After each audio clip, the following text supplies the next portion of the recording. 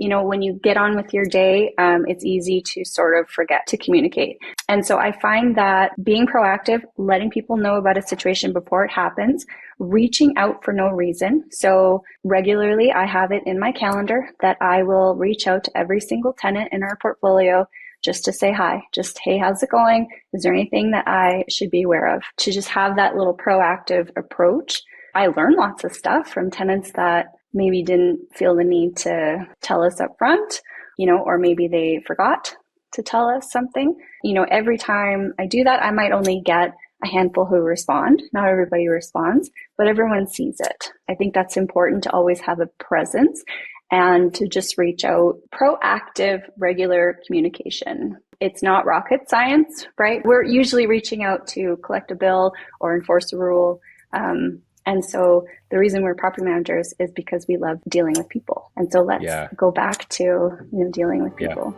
Welcome to the Mastering Property Management Podcast. I'm your host, Jared Sarbit. Join me as we delve into candid conversations with industry experts to uncover their strategies and insights for achieving success in property management. Whether you're a seasoned pro or just starting out, let's elevate your property management skills together. Hi, everybody. This is Jared Sarbit with Mastering Property Management.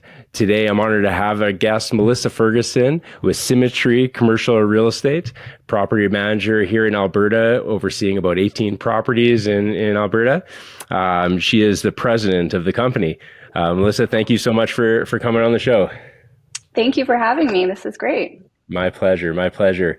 So, Melissa, as we get into it here, I want you to go back, tell me about your experience, how you got into property management, some of the major milestones along the way, how did you get to the current level that you are today? Just walk me through it. Sure. So I first started out as an unlicensed assistant working for commercial real estate brokerage. I was helping with sales and leasing. And our office shared an office with a property management company. We didn't have a lot of interaction together, but you could, see people in the kitchen and at reception and stuff like that. And I started to understand a little bit more of what they were doing. And I was finding that, in transactional real estate, you attract the tenant, you negotiate the deal, and then sort of once that's signed, you kind of don't see them again until it's time for maybe renewal in 5 years or so, and you're moving on to the next deal. Whereas in property management, you really have that opportunity to nurture the relationships with the tenants once you get them, and it's more of a long-term thing. And I was really missing that working in the brokerage side, so I decided to give property management a try. Amazing. That's very cool. So tell me, what did you do to get your feet into property management? I had to start as a property management assistant. And I first started off, I was managing a portfolio of office towers. And so that was such a great learning experience for me. And then moving over to retail, and I got a little bit of experience doing industrial, and then you can really start to see which asset class resonates the most with you. Each one is very different, and the challenges are very different. Milestones, as I became licensed, I got an opportunity to manage a property management business unit on my own at a very young age. It was sort of a sink or swim moment for me. But I figured it out, and how I was able to sort of be successful in that is leveraging relationships, building relationships, networking, asking a lot of questions. I really relied heavily on more experienced property managers, general managers that I'd met. So the moral of that story is I really put myself out there. I really reached out to people. I joined a lot of associations, and I've always had a bit of a keen sense, if that makes sense. So I might not always know the answer, but I know when that's not right. If it doesn't sound right, or if it sounds too good to be true, be analytical and question. And so, that sort of led me to where I am today. Amazing, amazing. Thank you for that. What are some of the qualities that got you there? Like, how would you describe your your strengths that kind of got you to this position? You know, like 18 properties is not a small portfolio. What got you to this into this position? Yeah, it's a good question because it's when I first started on my own. So I started out, I started Symmetry because I was just finding that there's a lot of limitations placed on me while working at some of the larger companies. Yeah. And I wasn't really able to provide the type of service that I wanted to the clients. And so Mm, I tried my hand at, going out on my own and so that I could customize the services. And if a client needs a special report on a certain day of the month, I wanted to be able to break our mold and do things like that for them. So that's how that kind of came about. But as I was first starting out and having sales pitches, I guess, with new landlords, I began to understand their biggest complaint about the property managers that they had experience with was that those property managers never answered the phone, never answered the phone, mm, or never went to see the tenants. yeah. And so then they're Right. asking me, what makes you different? So Yeah. that's a tough question. Will I answer the phone? Well, you have to really dig deep to find out what qualities that you have Yes. actually makes you comfortable to answer the phone. And if we analyze that a little bit more, I've been that property manager. I know those property managers. Property Yeah. management is, it's kind of a thankless job sometimes. The phone's ringing because there's a demand or a complaint, or they're searching for a solution from you that you might not have at the moment. Right. And so it's easy for or it's easy for property managers to maybe want to avoid answering the phone. Maybe you get a bit of anxiety. Maybe you don't have the answer right away. You don't want to get back to them right away. So what happens? You maybe hide behind an email, or you just avoid it. Um, Yeah. So you've taken the approach, like, is it you that answers the phone every time? Are you the one so that's I have a team now, but when I first started, I did all the roles, and yeah. I basically had to understand myself so well, Yeah. and figure out how to make it easier for me to be able to answer the phone. So I'm using the metaphor answering the phone, right, for Right. basically Yes. confrontation or conflict issues with tenants. Yeah. But basically, Yeah. I figured out if you reduce the conflicts or eliminate confrontations, Yeah. then it's not a problem to answer the phone, Amazing. right? Amazing. I love that. Yeah. So it all goes, okay, so how do I do that? And it all goes to building relationships, right? If I am seen as a property manager that cares and has the tenants back and provides value for the rent that they pay, um, I don't ever feel anxious answering the phone anymore because I know that they're not going to yell at me, or there's not going to be as much of a confrontation because we have that relationship established. I love that. I love that. We talk about within our company, creating those wow customer experiences when Mm-hmm. you have the opportunities, because when you create those, when something does go wrong, and they do in our business, and I'm sure yours, but the customer will forgive you if you have that relationship, because you've already created these wow experiences, and they trust you, and so when things go wrong, it's much more forgivable because they know that you're going to repair Yes. it quickly. Sounds like Yes, you're that's right. And you're you're a person, right? You're just a person that's there, that's trying to do the best that they can. And that's how yes. the relationship, and that's how you begin to see each other versus, Yeah. this is just a machine that I never see, that never takes my call, that never gets anything right, but is calling when they want my rent, right? That's not what we're trying to do. We're trying to set ourselves apart. So I can answer the phone because I don't have the anxiety because I spend a lot Yeah. of time building the relationships. Amazing and amazing. And this might lead into my next question, but I'm going to throw kind of something in there a little bit. But how do you find your team now? How do you teach them to be able to respond in the same way and have, reduce that anxiety in the same way that you do? And I think this is going to lead to my next question here. But maybe you can kind of touch on that. Well, firstly, I have an amazing team. I have been so lucky to have people that work with me that are like minded.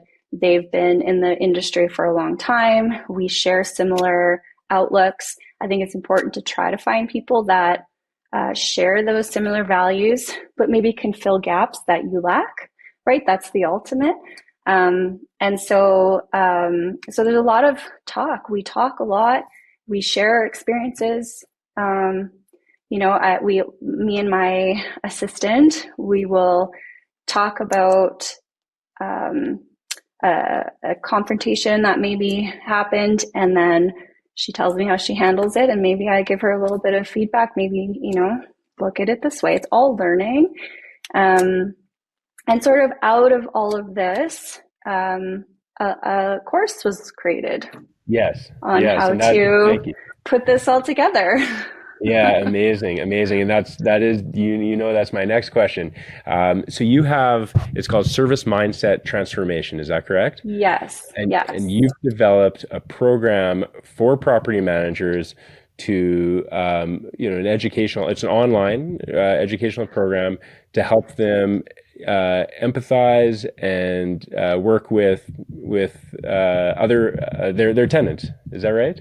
Yeah, yeah. I mean, it really uses emotional intelligence as the Yeah, base, yeah, and it really kind of there's some very vulnerable sections where it really gets you to think hard about why you do certain things that you do. yeah. How are you in conflict situations? Do you get defensive? Do you lash out? Do you want to run and hide? Do you just start to cry? We're all who we are, but it's good to understand these specific things about ourselves so that we can be more aware of them when it comes to these interactions with tenants. So for example, if you are aware that your initial reaction is defensiveness, then my hope is that the first time you feel that feeling, you can control it Yeah. and then use something more positive in your interaction. Because the goal should always be the tenant relationship. That Wow. is I your love number it. one goal. I love it. So you developed Yeah, this program. Was it initially, am I right that it's for the public, correct? It's not just for your team. Is that right? it is. I initially created it just for my team. Okay. That Yeah. was how I was going to sort of instill that culture and just sort of get everybody on the same page. Um, Yes. but I've been convinced from other people to put this out to other property managers. So a That, whole that, that course is, that was is built. so smart. Yeah. Wow, that is so smart. And so, does the course walk you through like learning about your personality, or does it just kind of tell you this is how you if you're this person you do this, but you have to self-identify, or do you actually help them identify what type of personality they are? Yeah, there's a mixture. So it's I provide some there's lots of journaling. There's lots of journal prompts that I provide. So I really want you to sit down quietly by yourself, take a bit of a moment and really be honest. No one else is going to read it. It's not like you're submitting it for grading or anything like that. But I went through this exercise myself and it's hard.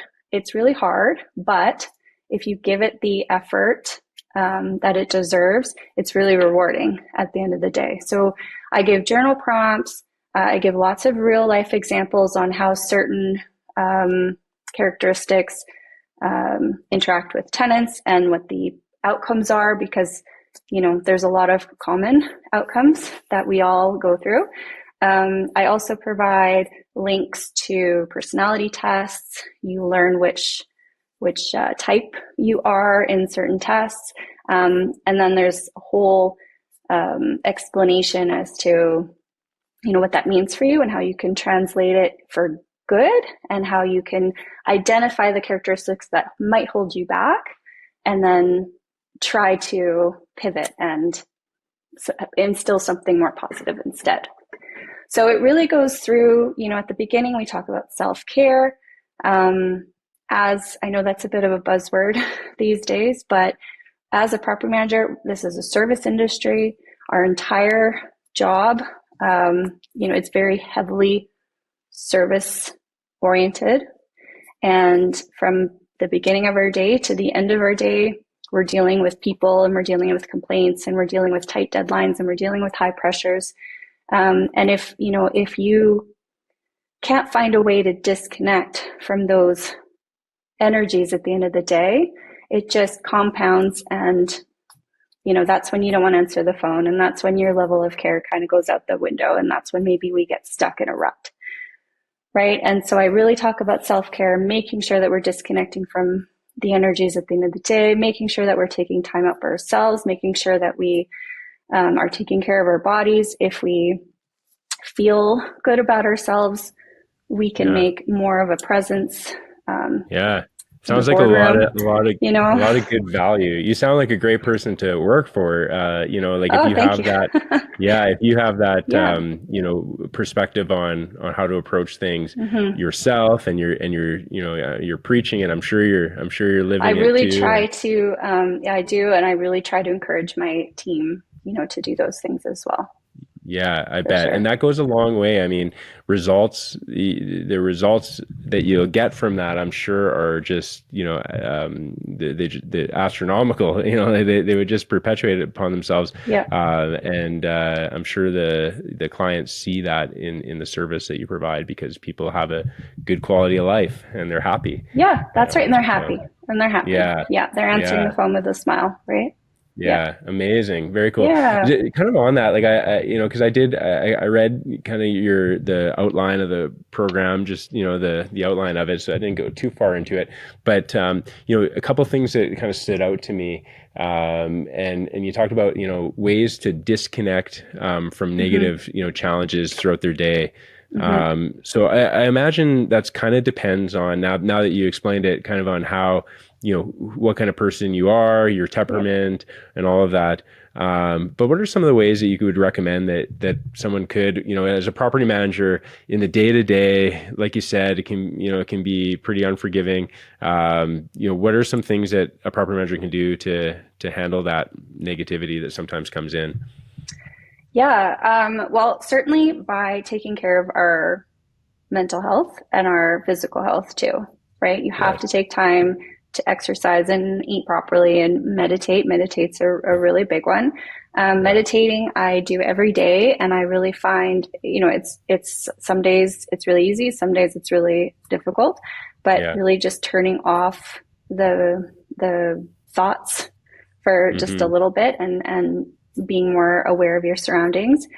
And then just doing things that you love to do, right? I mean, if you love to play hockey once a week, like, do that. And if you love to read books, if you like to have a bath, if you want to, you need to be able to do things that make you happy and that give you some other type of enjoyment, right? And it's like we disconnect, we can reset our minds, reset our bodies, and then we're like prepared to get up the next morning and start it all over again, fresh. I like it.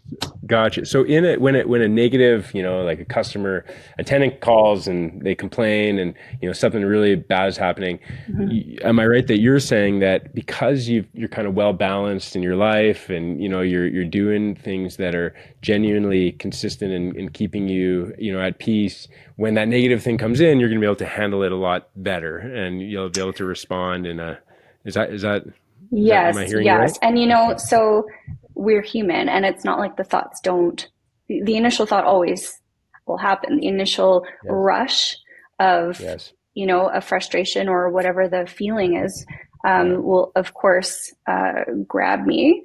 But now, because I practice this so much, I can think before I speak, right? And it's stop, there's some empathy that I'm deploying, right? And it's okay. Sometimes I have to call them back. Sometimes I have to walk away from my computer. Sometimes I have to put my phone down and just Yeah. take a minute to come back Yeah. to think logically, right? Yes. Yes. Okay. Yeah. Yeah. And Yeah. on that note about empathy, you talk about there's three types of empathy. How do they relate to effective tenant interactions? Yeah. So there's three types of empathy that I talk about in the course. There's one is called a cognitive empathy. So this is empathy where a person would understand that a situation would be sad or something, right? So Right. if your friend's pet passed away, you know that that's a sad thing to happen, but Yeah. you might not necessarily feel sad, right? That's Right. one type of Yeah. empathy. Okay. The next type of empathy is cognitive empathy. Sorry, I just talked. Sorry, one second. Emotional empathy.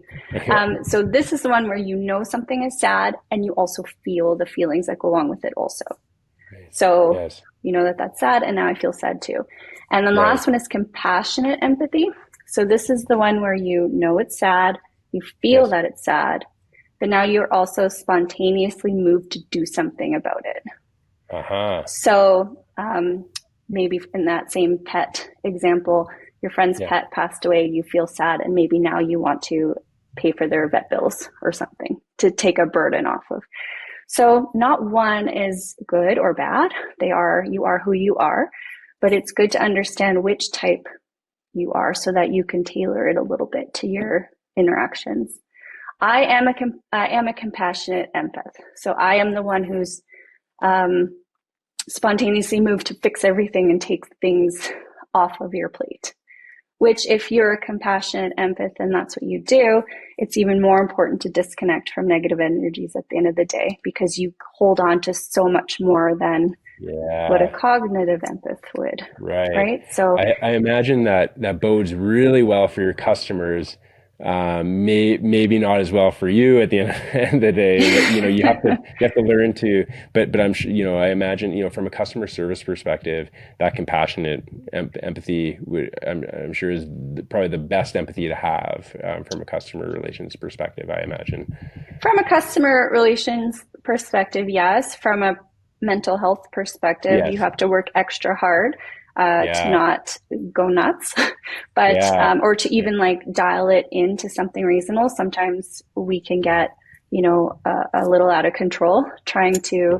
take care of a situation, but Yeah. but if you are just a cognitive empath where your empathy is limited to just um, knowing that something would be sad. So if you relate that to a tenant involvement, and if a tenant's calling and they're really upset because there's a leak coming down on their boardroom table, and you are that type of empath, it's if you're aware of it, then you can try to change your response. So your immediate response, if you're not aware of this, is just, okay, yeah, that's great. I know that that would suck, but I don't really care that much. I don't feel the same panic that you do.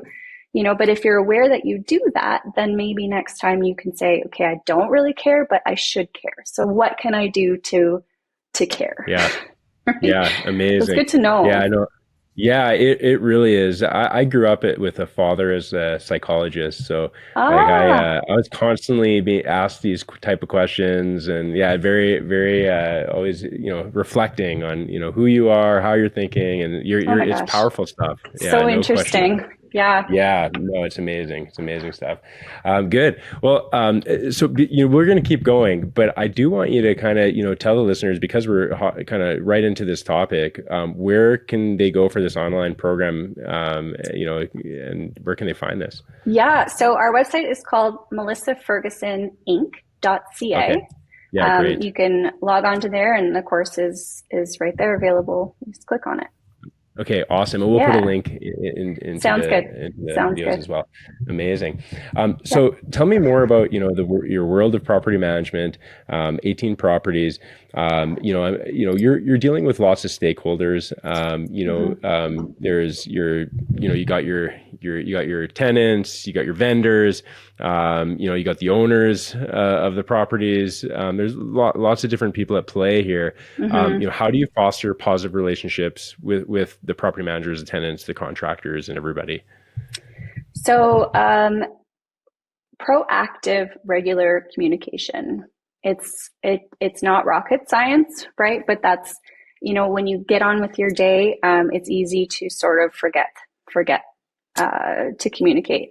And so I find that being proactive, letting people know about a situation before it happens, reaching out for no reason. So regularly, I have it in my calendar that I will reach out to every single tenant in our portfolio just to say hi. Just, hey, how's it going? Is there anything that I should be aware of? And so to just have that little proactive approach, I learn lots of stuff from tenants that maybe didn't feel the need to tell us up front, or or maybe they forgot to tell us something. But every time I do that, I might only get a handful who respond. Not everybody responds, but everyone sees it, right? And I think that's important to always have a presence and to just reach out for no reason. Because, we're usually reaching out to collect a bill or enforce a rule. And so the reason we're property managers is because we love dealing with people. And so let's go back to, dealing with people.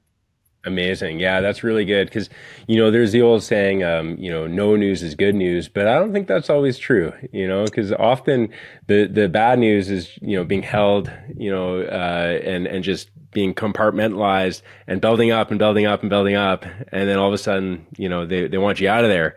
So I agree. Being proactive is huge, and not everyone wants to talk to you, at least from my experience. But being proactive, at least letting them know that you're there is huge. Yeah, and like I said, and creating value, right? Creating value for the rent that they're paying, and what are they getting for that rent? Just somebody who ignores them or comes around once in a while to pick up the check, and then you never see them again. That's not the best, but unfortunately that's a lot of our realities, just because we're so busy, and it just is what it is. So I think we have to remember why we're property managers, remember what we love about the job. The best part of my job is going down to my properties, bringing a coffee to one of my tenants, and just connecting with a fellow business owner. Right. And it's you're not there to, like I said, collect any money or enforce any rules. You're just there to connect. And then that just goes so far in your relationship building. And it's hard to make time to do that, but I think it's really important. I agree. Yeah, beautifully said. So balancing, cost effectiveness. You mentioned that you've done, quite a bit of capital expenditures on your properties and overseeing some big projects. Like how does your team and yourself prioritize, upgrades and repairs to ensure long-term value for both the owners and the tenants? Yeah. So, first we must align ourselves with the goals and objectives of the landlord. Sometimes they have a different goal for the property than we do. So that's where the open communication and the planning comes into place. But then sort of once you get aligned with that, we prioritize tenant safety and liability is number one. Tenant comfort is number two. And then, the curb appeal would be number three.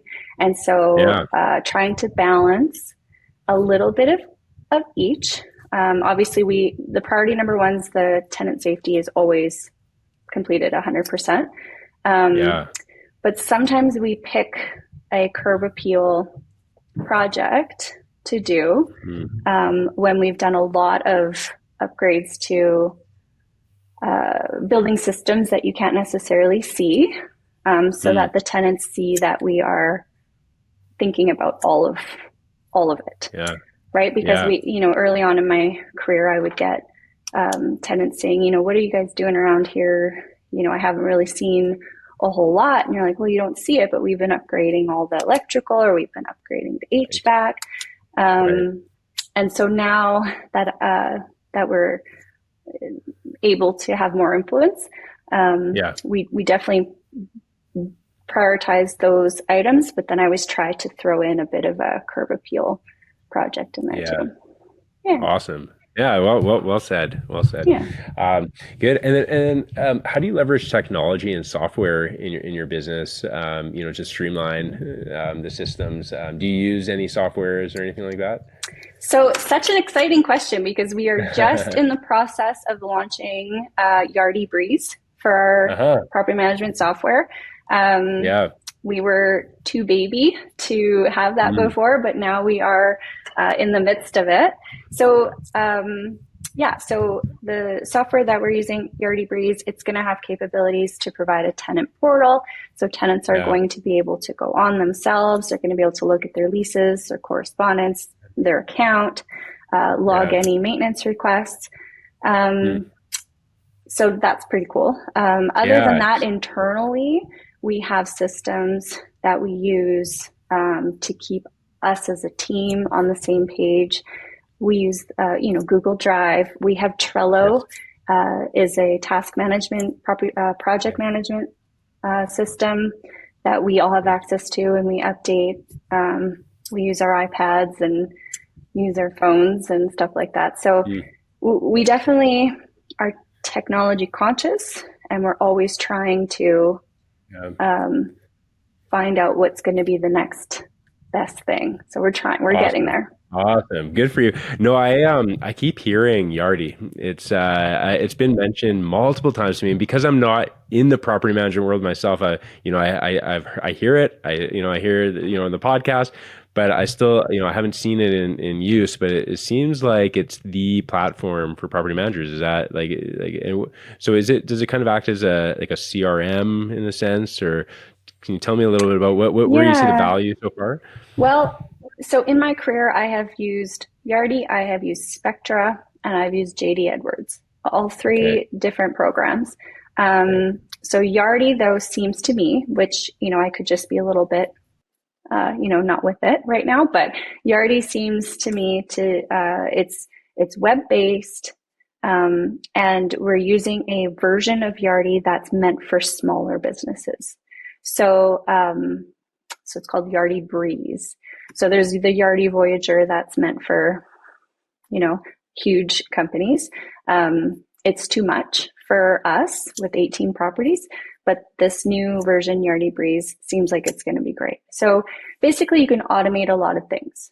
So it eliminates errors, saves some time, right? And then it also provides this portal for the tenants and expands on um, more ways that tenants can pay their rent too. So not Okay. just one way, right? Oh, okay. Yeah, Awesome. Awesome. That's exciting. yeah. That's a game changer, it sounds like. So I think so. I congratulations on think so. that. I'm Yeah. excited to get it, up and running and fully utilized. So Great. Yeah. Congratulations. thank you. That's awesome.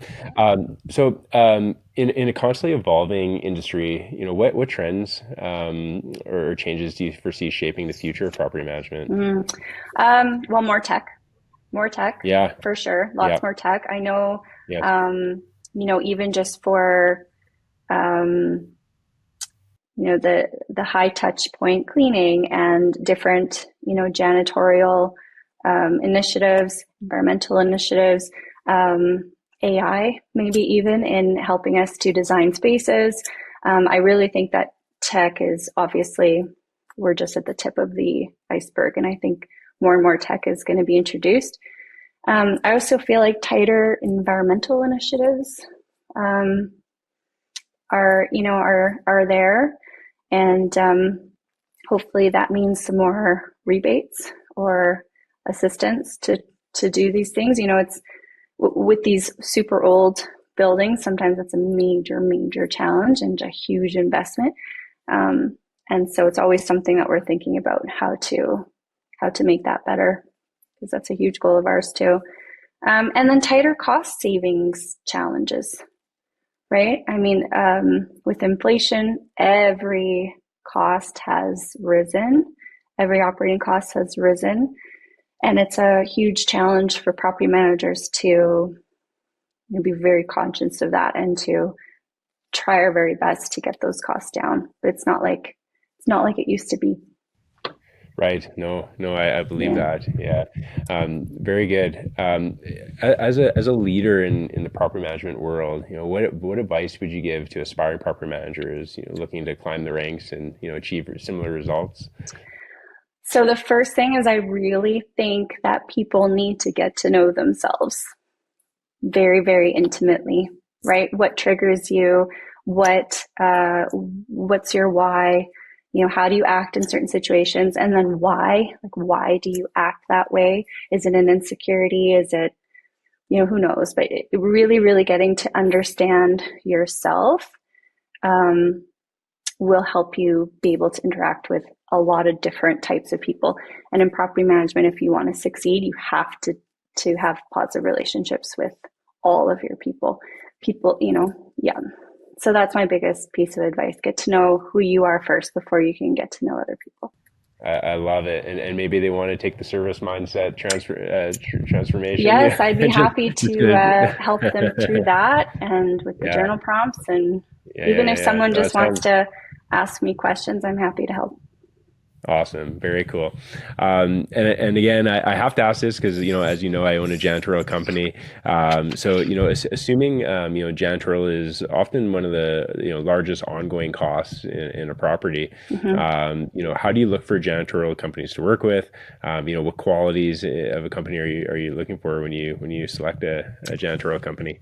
Well, I personally I would be asking for referrals from Hmm. peers of mine, right? So I Yeah. would be going Yeah. to some of my other property management colleagues asking, who do Yeah. you use and Yeah. why? So that's the majority. We don't so much maybe Google or search online for stuff like that. It's more word of mouth. Yeah. But qualities that we absolutely are non-negotiable with us is reliability and honesty, right? Yes. We care also about how much the staff is being paid. That's important Hmm. Yeah. to us, and Yeah. obviously how well everyone's treated. Hmm. Um, and then we do look at cost, um, but we care more about value. Yeah, beautiful, beautiful, very good. Thank you.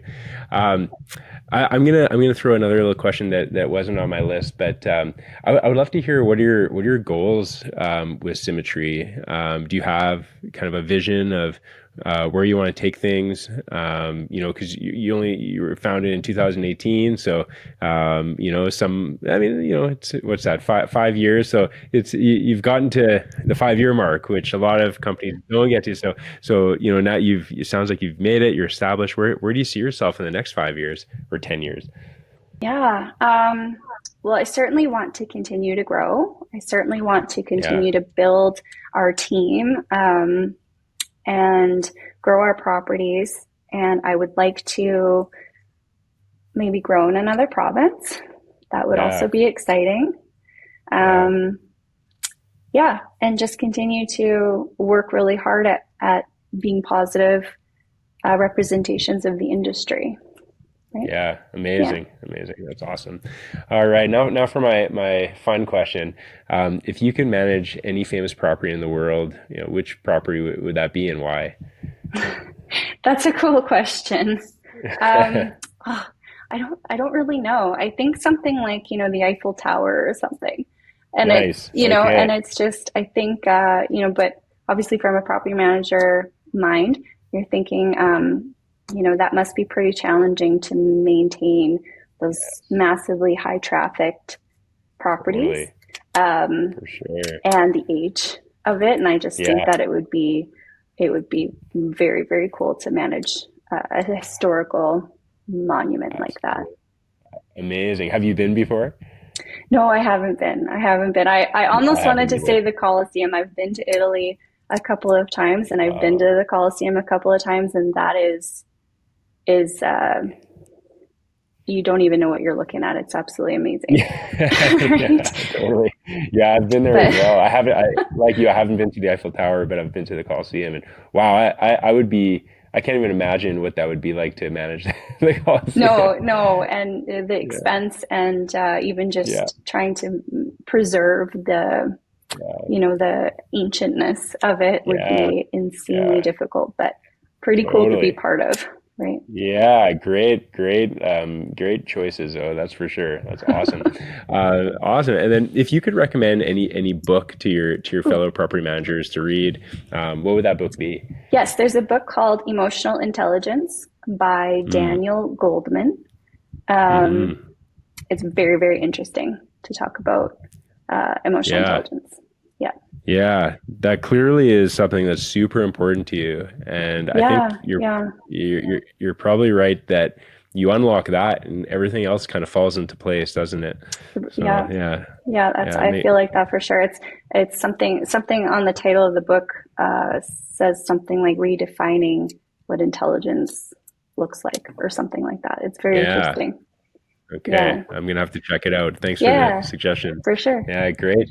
And finally, if people want to reach you, you already talked about the mindset transformation, but how else can people find you? How can they find Symmetry or you personally online? Yeah, Symmetry. We have a website, symmetrycre.ca. Perfect. I'm on LinkedIn, Melissa Ferguson, uh, LinkedIn, Instagram, Facebook, got all the things. Amazing, amazing. Well, thank you so much, Melissa. I really enjoyed having you on, and I'm really it's really neat to hear your perspective on the emotional intelligence and the balance of figuring yourself out first Hmm. in the market. And I think everything's moving so fast all the time that I think people forget to think about themselves first. Yeah, for So sure. You yeah, can, I'll good leave on you you with for one. There's like something that I was yeah, told by a mentor a long time ago, and you can't pour from an empty cup. So you have to yeah. I fill love your it. cup up first. Amazing, Yeah. amazing. Well, thank you Yeah, so thank you. much. It That's was fun. that's words of wisdom. All right, thanks so much.